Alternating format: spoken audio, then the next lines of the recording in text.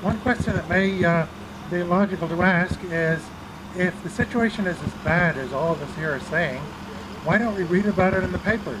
Why don't we hear about it on radio and television? Well, I'll try to give you some idea of why. I'll tell you about some people who have tried to tell their story and what happened to them. The first one I mention is Kathy Norris. Now, her name has been published enough times that she has nothing further to lose by me mentioning her name. She had two of her sons taken when they were aged 10 and 12 and 14. They ran away from Children's Aid a number of times, enough times that it was hard for Children's Aid to keep them. After close to a year of this, Kathy was so outraged that she put her entire story on the web. Children's Aid, of course, did not like to see the story on the web, and they held some court hearings to which Kathy was theoretically invited but couldn't make it. And in these court hearings, they handed down judgments saying that this site was illegal. They sent one of these notices to the web host. Her site was disabled instantly. They also, for good measure, put Kathy in jail for 3 weeks. Okay, the next one I want to mention is an Aaron Ellis. He's another man whose name has been published so many times. He also has nothing further to lose, so I'll mention him by name. Children's Aid tried to take 2 children away from him, and he went to a trial to try to defend himself against this. And Children's Aid was salivating at this trial because they looked at his wife. She was pregnant. They knew they were going to get 3 for the price of 2. Well, he managed to outmaneuver them in the trial, and he saved his family. Well, he also was outraged by what was going on, and he tried to express himself in public. He wrote letters to politicians. He published some leaflets. There are a lot of things on the web that are left over from his efforts. Once again, Children's Aid was, of course, unhappy with what he did. They sued him for libel. And in addition to getting a judge to put a $10,000 lien on his property, they also threatened him with jail unless he apologized. Well, he decided he'd rather stay out of jail, so he did issue an apology. The story gets worse after this.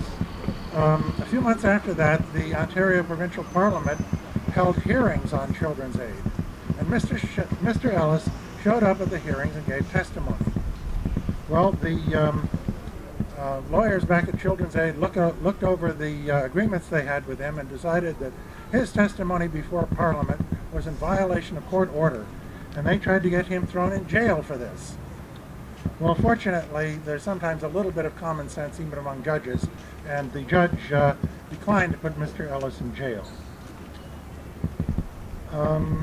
Another person I'll tell you about is a person I'll identify only as Nicole. I think I should try to avoid getting her into further trouble. She put up a website a few years ago, like dozens of other parents, and like dozens of other parents, her website disappeared in about a year, and I usually do not find out anything that happens, do not find out any reason why a website like this disappears. It just goes.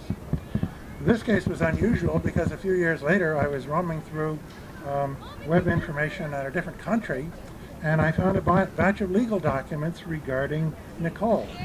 She was sued for defamation by her local Children's Aid Society, and a judge issued a court order for her website to be taken down.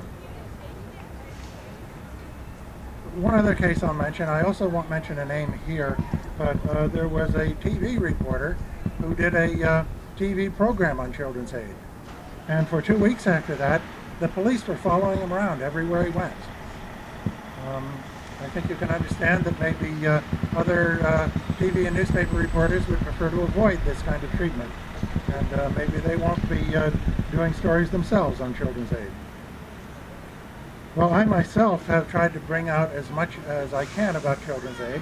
I've established my own website and been putting as much as I can on it for several years. Children's Aid, again, is unhappy with what I'm doing. One of their dirty tricks is, instead of complaining to me when they see something on the website, if I write about a family, they go to that family and make life even harder for them. And this means I have to be very careful about who I advocate for. Another thing they're doing now is they're suing me for defamation. They claim that something I put about Waterloo Children's Aid is defamatory to the agency. The agency wants $500,000 from me in compensation. And I should say, in this and the other defamation case, if the defamation claim is entered by the court and paid, the money will not go to help children. It will go to the executives of the Children's Aid Society for their personal use. But all I have to say, thank you for listening.